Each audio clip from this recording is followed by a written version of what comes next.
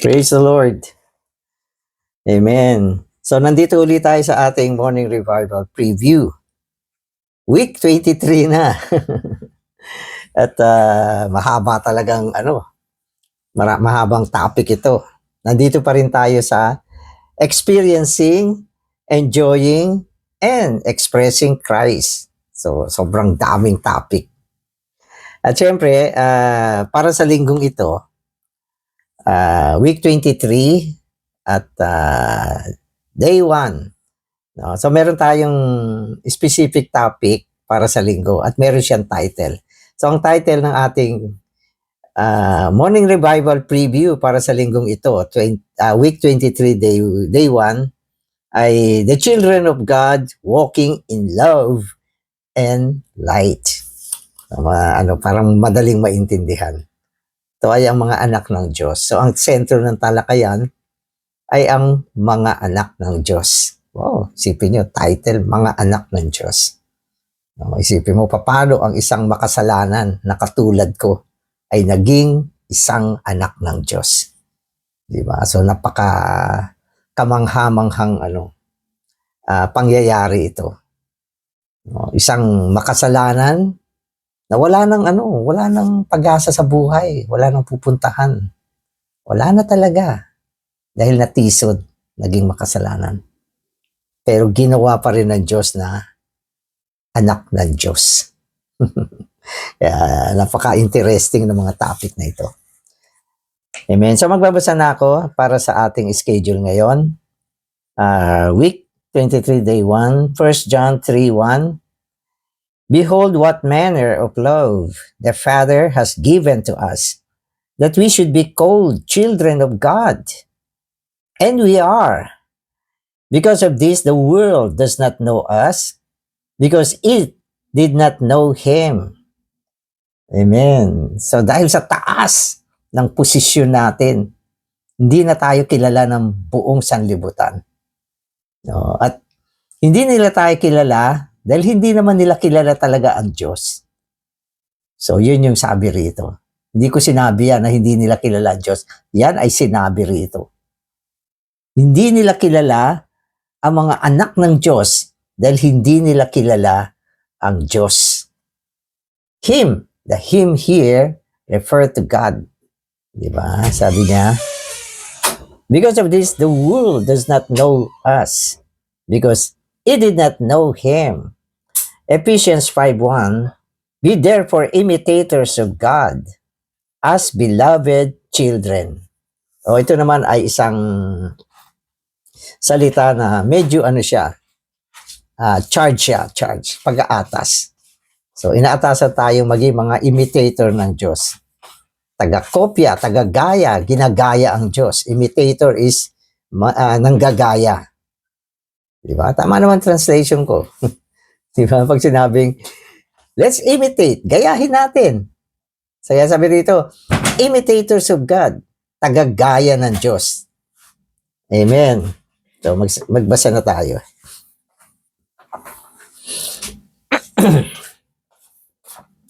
Paul's word in Ephesians 5. Okay. Paul's word in Ephesians 5:1 is an imperative. Imperative siya. Ibig sabihin, pag-aatas to. Inuutos to. A command. He commands us to be imitators of God. So, iniutusan tayo. Gayahin mo ang Diyos. Gayahin mo ang Diyos. Kasi pag ginamit mo yung salitang gayahin, parang action siya. Hindi siya position. Hindi siya position. Gayahin mo ang Diyos. So, paano mo gagawin yan? Tingnan natin sa MR. So, napaka-interesting. Paano mo gagayahin ang Diyos? Okay. Kaya kailangan matuto tayo. Sabagat ito ay isang pag-aatas mula sa salita. Mula sa salita. Ito ay command. Command siya. Utos siya. Be. Sabi niya. Therefore, imitators of God. What a glorious fact that since we are His beloved children, we can be imitators of God. As the children of God, we have His life and nature. We imitate God not by our natural life, but by His divine life. It is by our Father's divine life that we, His children, can be perfect as He is. So, kinote dito yung Matthew 5:48 na sinasabi, be thou perfect because your heavenly Father is perfect. So, yung isa, be imitators of God. Yung isa naman verse ay, be thou perfect. No, because your Father, no, sinong Father natin? Ang Diyos is perfect. He is a perfect God. Kaya dapat ang mga anak niya ay perfect din. At dahil meron tayong buhay at kalikasan ng Diyos, pwede nating gayahin ang Diyos. No, ang pinaka-capital natin para magaya natin ang Diyos ay yung buhay ng Diyos at kalikasan ng Diyos na meron tayo dahil tayo ay mga anak ng Diyos. Kaya ang mga anak ng Diyos ay merong buhay ng Diyos at kalikasan ng Diyos. No, hindi lang tayo mga taong nilikha. Yung mga taong nilikha ng Diyos, walang buhay ng Diyos at walang kalikasan ng Diyos. Pero tayo na mga naisilang para maging anak ng Diyos ay nagtataglay ng kanyang buhay at kalikasan. Kaya tama lang na atasan tayong gayahin ng Diyos. Tama lang na atasan tayo maging perfect na katulad ng Diyos. Ito ay batay sa buhay at kalikasan ng Diyos. So yun yung sa umpisa kailangan makita natin. Ang paggaya sa Diyos ay batay sa buhay ng Diyos na meron tayo. No? At ang maging sakdal na katulad ng Diyos ay batay sa buhay ng Diyos na meron tayo. Pag wala yan, hindi pwedeng magaya ang Diyos. No? Pag wala yung buhay at kalikasan ng Diyos, hindi tayo pwedeng maging perfect na katulad ng Diyos. Amen. So, yun yung umpisa para maintindihan natin siya. According to the New Testament, the believers in Christ are children of God. As God's children, we have God's life. John 1:13 says that we have been born of God. To be born of God is to have the life of God. Furthermore, 2 Peter 1:4 says that we are partakers of the divine nature. Amen. So, dito merong dalawang binanggit. No? Bilang mga anak ng Diyos, meron tayong buhay ng Diyos. Paano ka naging anak ng Diyos? Kasi nagtataglay tayo ng buhay ng Diyos. So yun yung nangyari nung tayo ay nanampalataya sa Panginoon. Nung nanampalataya ka sa Panginoon, dinala ng Espiritu ang Diyos tungo sa loob mo. So ang resulta, naging anak ka ng Diyos. Tapos pangalawa, yung sinasabi sa 2 Peter 1:4. Tayo ay nakikibahagi sa dibinong kalikasan ng Diyos. Ang nakikibahagi naman, ibig sabihin, ano siya? Meron kang tinatanggap na portion o tustos. At itong tustos na ito ay ang dibinong kalikasan ng Diyos na kung saan tayo ay nakikibahagi. So meron tayong ganyang aspekto ng pamumuhay. At naniniwala ako, yung pakikibahagi natin sa dibinong kalikasan ng Diyos ay nagre-resulta ng pagiging nagagaya natin ng Diyos. At yun din ay resulta ng pagiging perfect natin. So, ibig sabihin, ang pagiging perfect dito o ang paggaya sa Diyos, hindi siya panlabas. Ito ay ang pagdadagdag ng kalikasan ng Diyos tungo sa atin. Yung kalikasan na yan yung Diyos mismo na kung naidadagdag sa atin, nagiging katulad tayo ng Diyos. At kung nadadagdag yung kalikasan ng Diyos sa pamamagitan ng pakikibahagi, tayo ay nagiging perfect na katulad ng Diyos. So yun yung paraan ng paggaya at pagiging sakdal. Paano mo magagaya ang Diyos? Dapat makibahagi ka sa kalikasan niya. Maging katulad ka niya.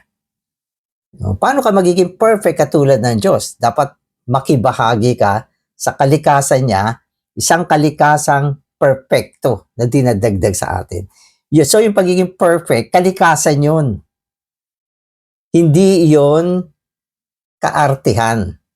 Hindi tayo magiging katulad ng Diyos sa pag-arte. Hindi rin tayo magiging perfect sa pag-arte. Kung hindi, depende kung ano yung naidadagdag sa atin. So, ano ang perfect dito? Yung nature ng Diyos, yun ang perfect. Okay? Ano yung katulad ng Diyos na maging kagaya tayo ng Diyos, magaya natin ng Diyos? Yun yung kalikasan ng Diyos na idadagdag sa atin upang magaya natin ang Diyos. Di ba? Halimbawa, yung pusa, paano niya gagayahin yung aso? Aarte ba siyang arting aso? Hindi niya magagawa yung pusa siya eh. Pero kung yung kalikasan ng aso, maisasalin, maidadagdag sa isang pusa, magiging aso siya. Diba? Kasi aso na yung kanyang kalikasan. Dati nag-miyaw-miyaw lang siya. Ngayon, tumatahol na siya. Ano yung pusang yan? Tumatahol. Kasi yung nature ng aso, dinala sa kanya. So, yun yung... Ito kasi mga explanation by life. Hindi ito mga katulad ng mga konsepto. Gayahin mo. Manggagaya ka. No? Sa mundo kasi meron yung mga ang specialty nila manggaya.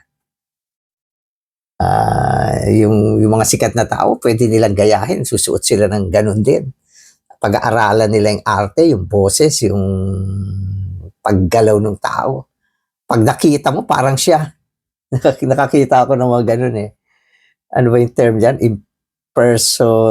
Something in person o mga manggagaya. Mga huwad. So, yun yung maski yung mga item sa mundo. No, inaano nila, yung ginagaya nila, yung mga signature brand. Gagawa sila ng kamukhang-kamukha, tapos tatatakan nila ng ganun. Pero fake naman yun. Hindi yun totoo. So, yan yung mga mga gaya-gaya sa mundo. Amen. Ang pangit tignan. Gaya-gaya. Amen. Because we have the divine life and the divine nature, we can be imitators of God. Imitating God in this way is much different from training a monkey to imitate a man. A monkey does not have the human life or the human nature, but we have the divine life and the divine nature. Therefore, we can be imitators of God. So, ibig sabihin, yung imitate God here, hindi siya katulad ng unggoy na tinuturuan na umarting katulad ng isang tao. So, hindi pwede yun kasi wala naman siyang buhay ng tao eh. Ang buhay ng unggoy ay unggoy. Kaya niyang gawin lahat ng mga arte ng unggoy kasi unggoy siya sa nature. Pero kung tuturuan mo yung unggoy na umarte katulad ng tao, by training, medyo matututo yan. Sabi nila, meron na daw natutong unggoy na magkutsara tinidor sa kumakain. Parang pag sa malayo, parang tao. Pag tinignan mo, unggoy, pero ang arte, tao. Pero yun, may mga master yun. May pamalo kasi yan eh. Pag nandoon yung kanilang master, nakita nila may hawak na pamalo. Matino sila. Maarte. Maski yung mga yung mga wild na hayop, tinuturuan yan, may pamalo yan. Pag mali sila, pipitikin silang ganun. Titinunan naman sila. Yung mga hayop, tinitrain yan nang merong kang pamalo. So, ganun yan. So, yung Diyos, halimbawa, hindi naman lahat ng tao may buhay ng Diyos eh. Yung isang taong walang buhay ng Diyos, pwedeng turuan na umarting Diyos. Babantayan mo lang. Katulad ng mga artista. Hindi mo alam, nakakapanood ko yung pelikula na may isang artista doon, si Kristo. Di ba, umaarting Kristo, nag-itsurang Kristo. Sabi nila, ganun daw itsura, nagsasalita ng mga salita ni Kristo. Pero walang buhay ng Diyos, artista lang yun. So yun ay mga katulad ng unggoy na walang buhay ng tao, na umaarte ng tao. So hindi yan yung daan natin. Hindi yan yung daan natin. So, alam ko may mga grupo, sabi nila, na tinuturo yan.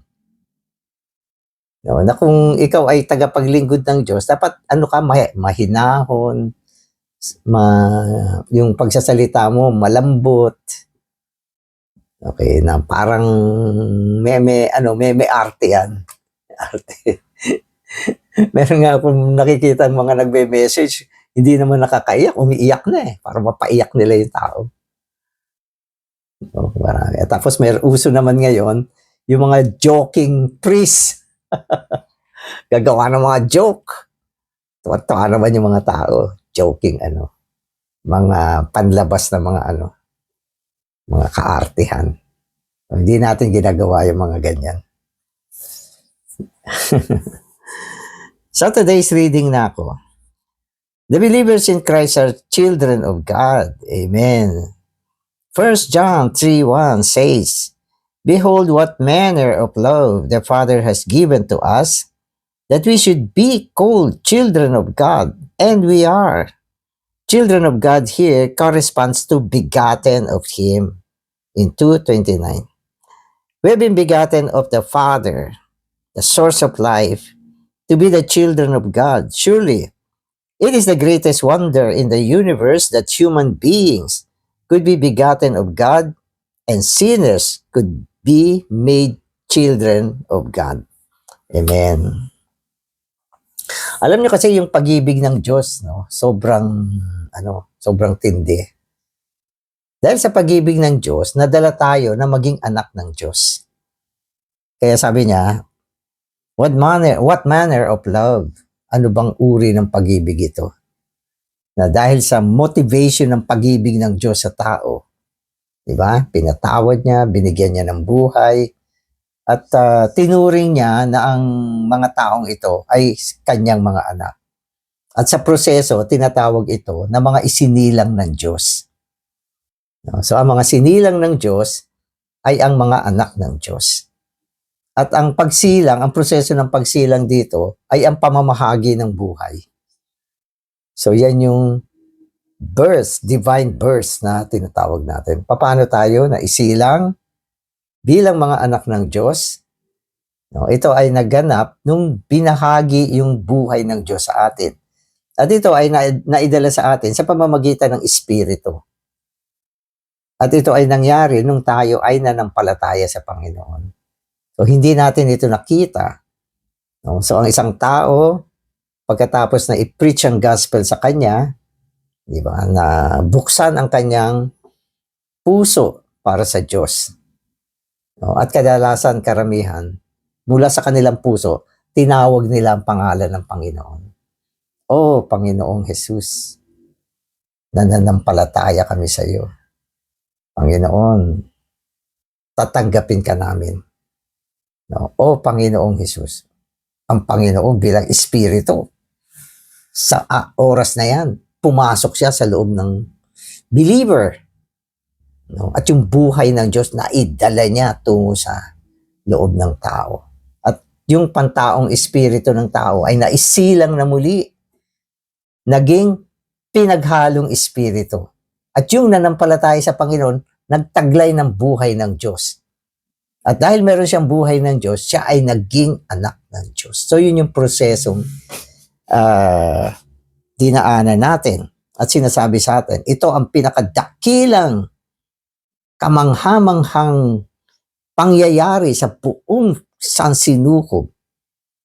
No, na ang isang tao na nilikha ng Diyos ay naisilang ng Diyos, nagtaglay ng buhay ng Diyos at naging anak ng Diyos. Yan yung sinabi sa verse, di ba? Hindi nyo ba naintindihan. Sabi niya, what manner of love the Father has given to us that we should be called children of God, and we are. Diba? At tayo nga, hindi lang ito expression na, ay, anak ng Diyos. Hindi. Talagang anak ng Diyos yan. May buhay yan ng Diyos. Hindi yan isang description ng isang believer. Ang term na children of God, ang ibig sabihin nito, may buhay ng Diyos. Isinilang ng Diyos. At ito ang pinakakamanghamanghang pangyayari sa buong sansinukob. At pwede natin masabi na ito ang pinakadakilang bagay na nangyari sa buhay mo.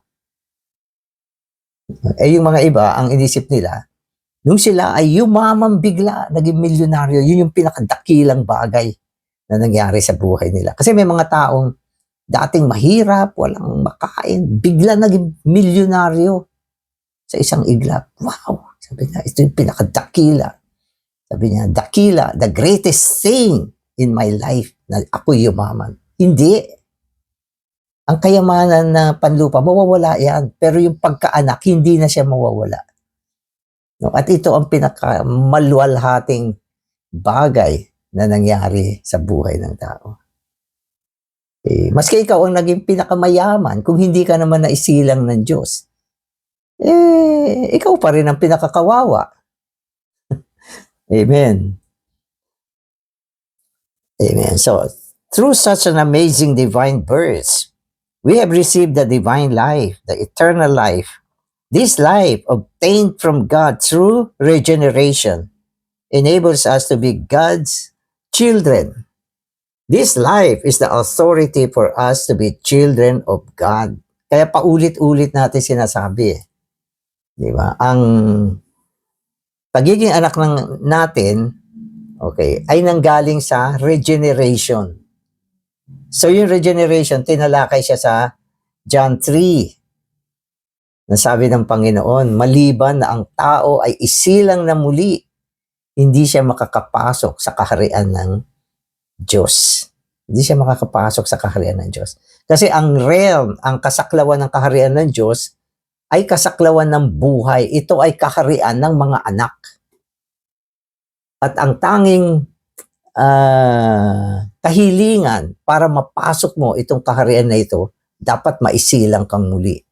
At ang ibig sabihin ng maisilang na muli ay ang matanggap ang buhay ng Diyos.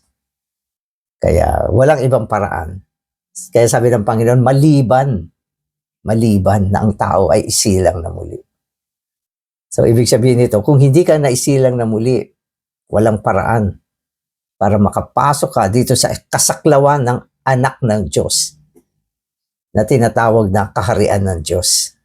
Kaya yan yung nangyari. The Spirit witnesses with our spirit that we who once were children of the devil are now the children of God.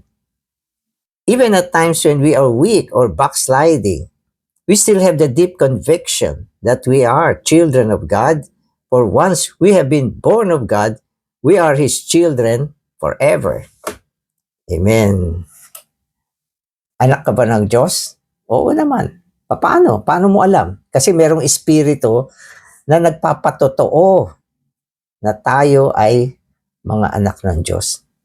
No, hindi lang ito sinasabi ng Biblia panlabas, kundi yung espiritu na natanggap natin, meron din siyang pandama at pagpapatotoo na tayo ay anak ng Diyos.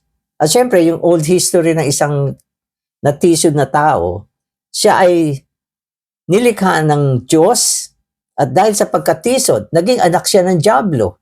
Nasa Biblia yan. No, ang mga taong natisod ay mga anak ng dyablo kasi ang fallen condition ay naging fallen dahil si Satanas ay nakapasok sa tao. At ito ay nangyari nung kinain niya yung bunga ng kaalaman tungkol sa mabuti at masama na nagre-represent kay Satanas. Kinain niya yan. At yung kalikasan ni Satanas pumasok sa loob ng tao. At sinabi ng Panginoon, di ba? You brood of vipers, How do you translate brood of vipers? Brood of vipers, ibig sabihin, mga supling ng ahas. So yan yung naging kondisyon ng mga tao. Suwalit purihin ang Panginoon. Sa isang panahon ng ating buhay. Di ba? Nag-repent tayo, tinanggap natin ang Panginoon. Pumasok ang buhay ng Diyos sa atin. Isinilang tayo ng Diyos. Kaya ang mga anak ng Diyos, laging anak na ng Diyos. Hindi na mawawala yan magpakilanman. Yung buhay na natanggap natin, hindi na siya mawawala. Di ba? Kung minsan may mga believer na bumababa ang kondisyon. Nagiging backslider. Nawawala, napupunta sa sanlibutan, nagpapaka-sasa sa mga kasalanan, masamang bagay, sa sanlibutan, ayaw na niya maging anak ng Diyos. Pero hindi pa rin niya may kakaila. Sa loob niya, may buhay pa rin siya. Parang yung prodigal son, yun ay anak ng ama niya.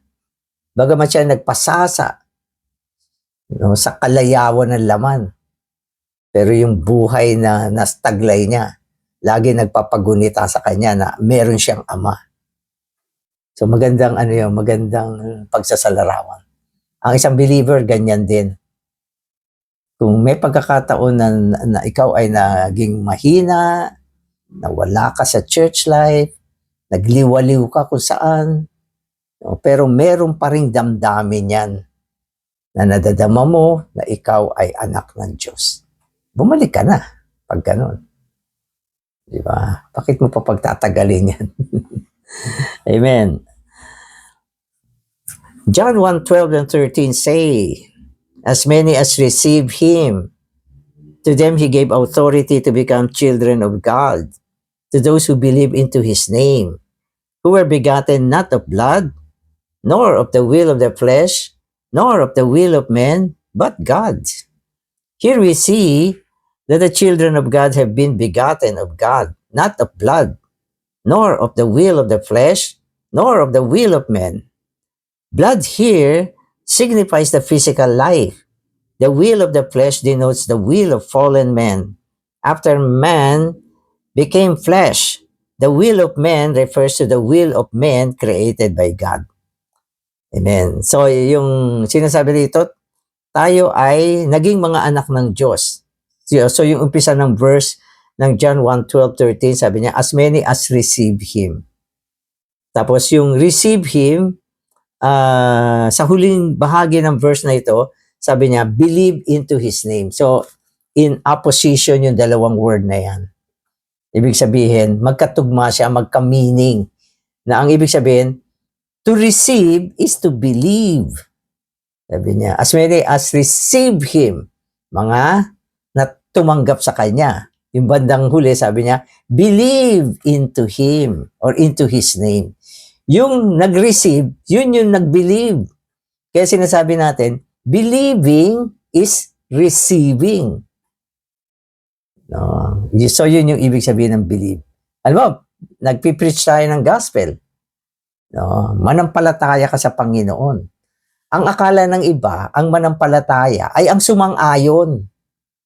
Oo, agree na ako, sumasang-ayon ako. Hindi yan ang believing. So kung minsan nakakita ko may mga nagpipreach ng gospel. Sino ang nananampalataya? Taas ang kamay.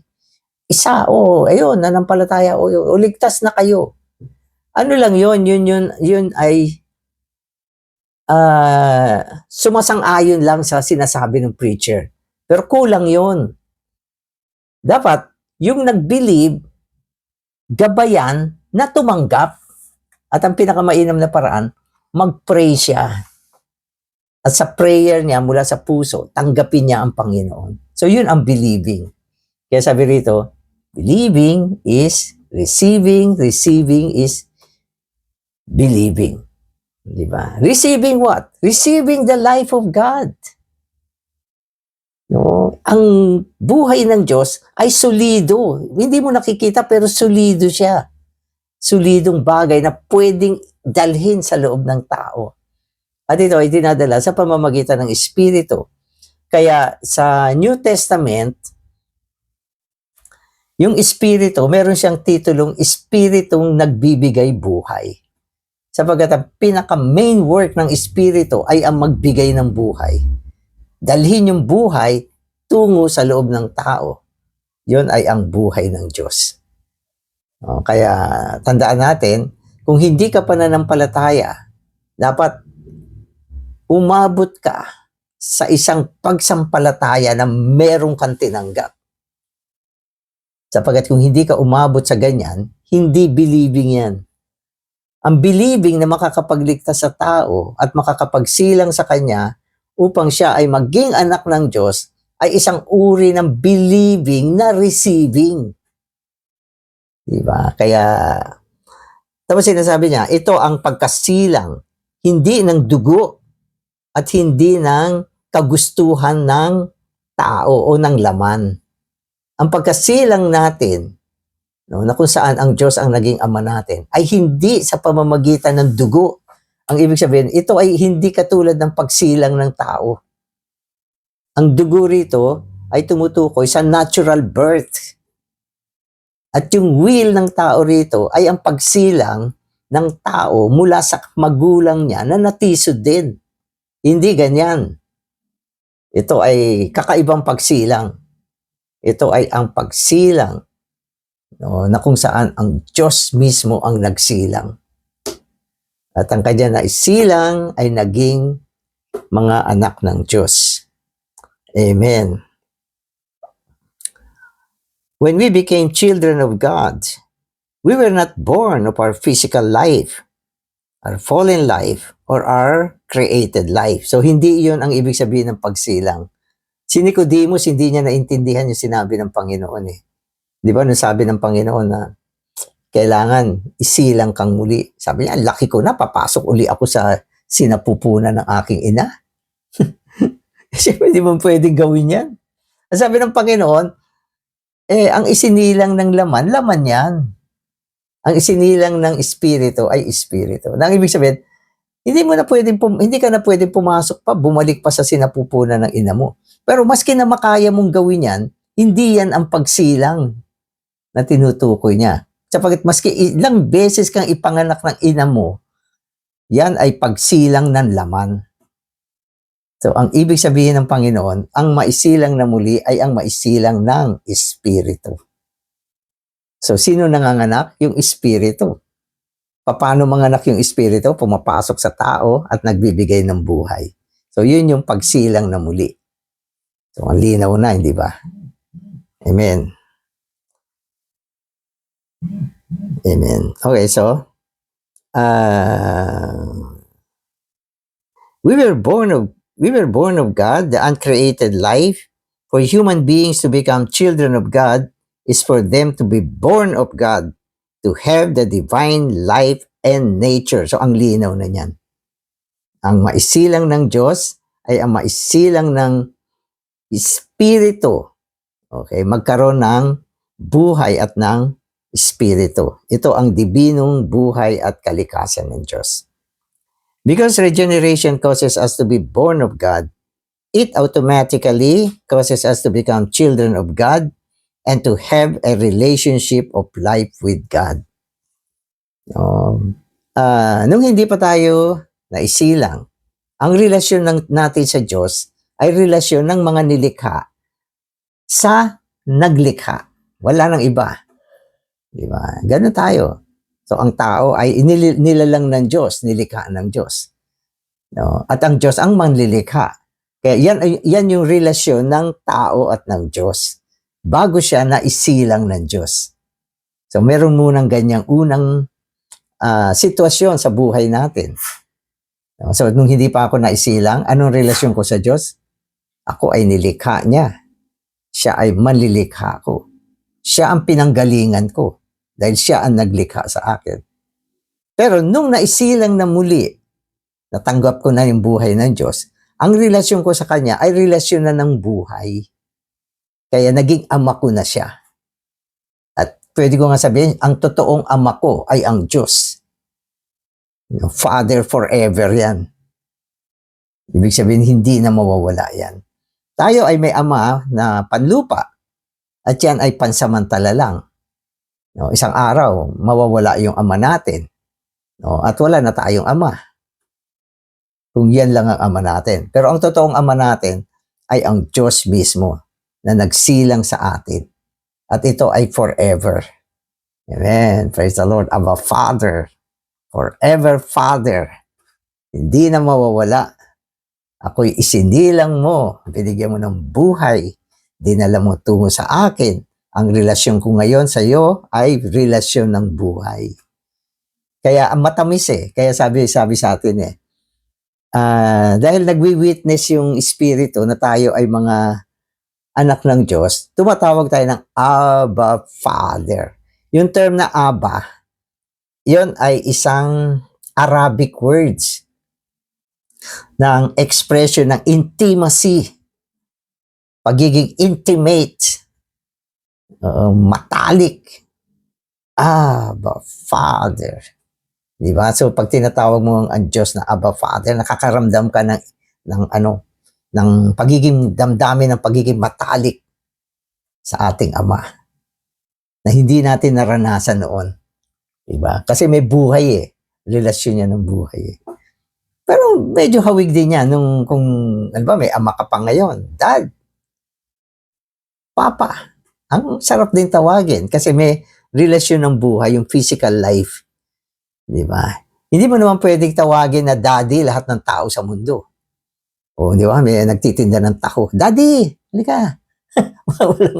walang intimacy. Pero pag talagang tatay mo yan, Daddy, Papa.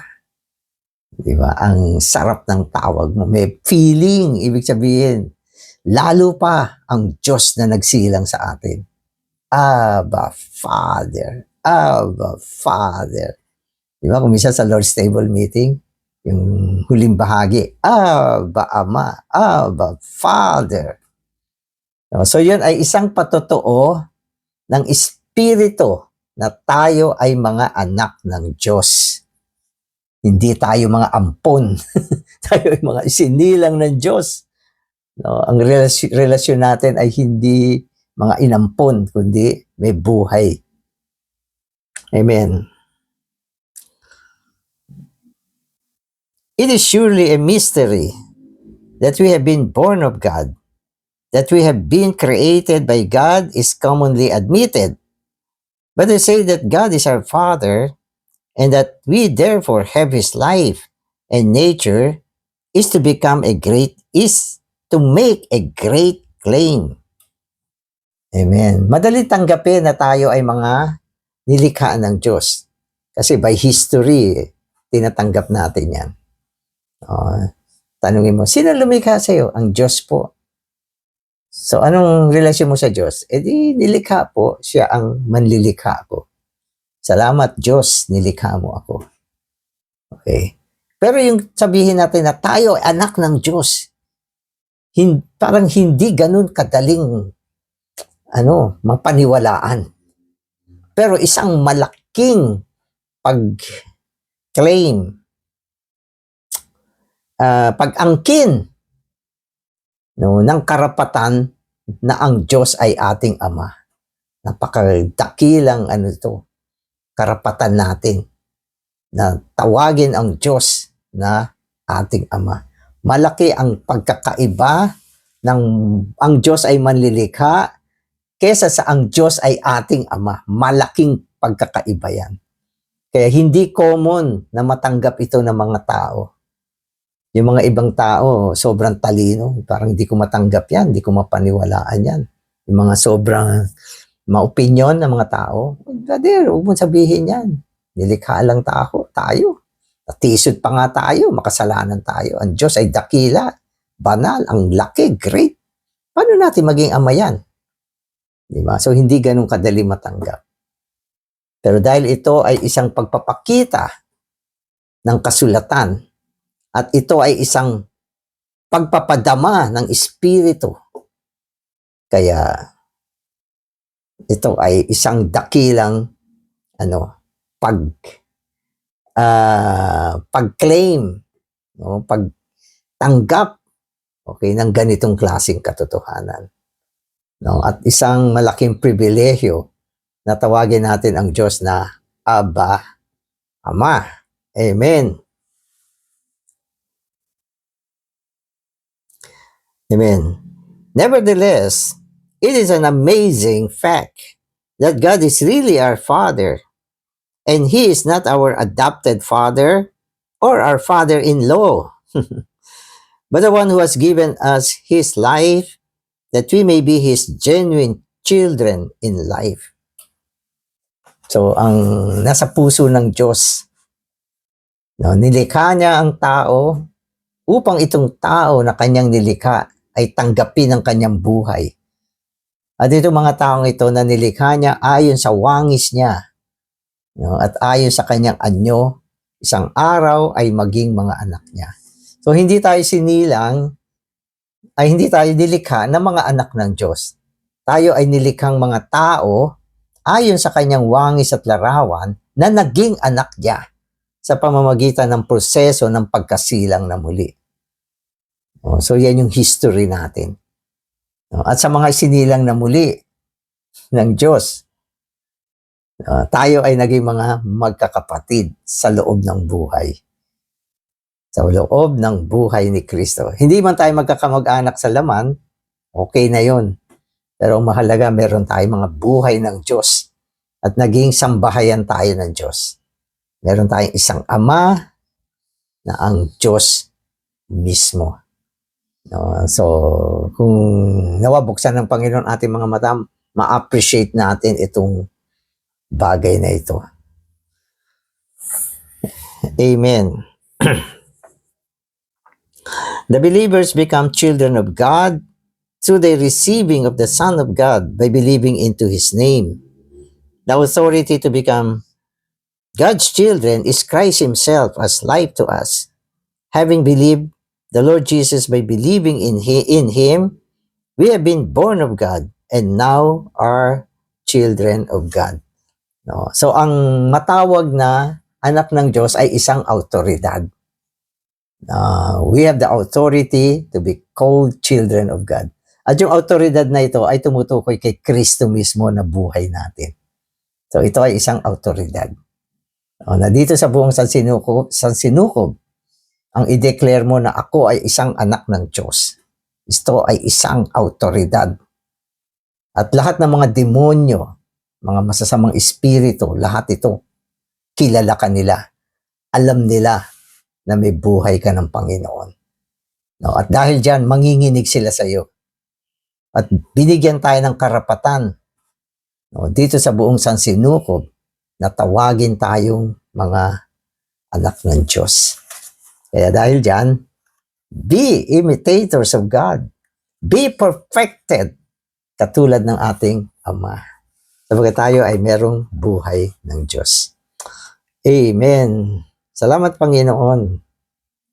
Ikaw ang Espiritu na pumasok sa loob namin. Dinala mo ang buhay ng Diyos, ang kalikasan ng Diyos, upang kami mga tao ay maisilang na muli at maging mga anak ng Diyos.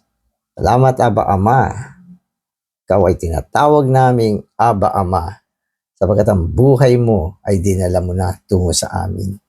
Amen.